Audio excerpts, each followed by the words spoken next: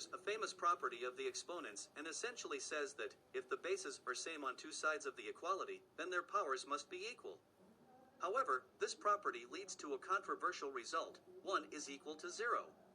Since we know 1 to the power 1 is 1 and anything to power 0 is 1, therefore we are lead to 1 raised to the power 1 equals 1 to the power 0. Using the aforementioned property, we conclude that 1 is equal to 0. This is pretty much nonsensical. Where did we go wrong? Why this contradiction occurs and how do we explain this? Stay tuned and we will resolve this paradoxical thing. To understand this property from its fundamentals, let us dig deeper to understand how this property arises in the first place. Consider the equation.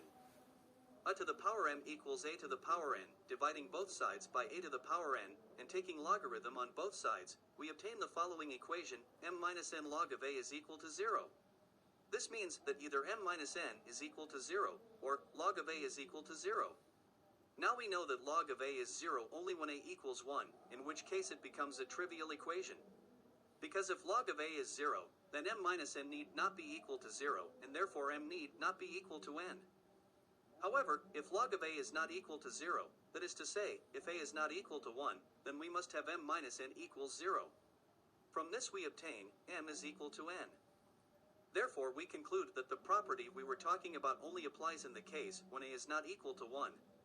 Consequently, the controversial statement we got is not valid because we cannot use this property for a equal to 1, and it is intrinsically avoided in the fundamentals of this property. It is worthwhile to mention here that if the property was valid for a equals 1 case also, then we can prove any random number to be equal to any other random number, because 1 raised the power anything is still 1. This way we prove any random number x to be equal to y. For example, we can prove 2 equals 5. However, we clearly saw that why it is not possible. If you liked the video, please subscribe to my channel.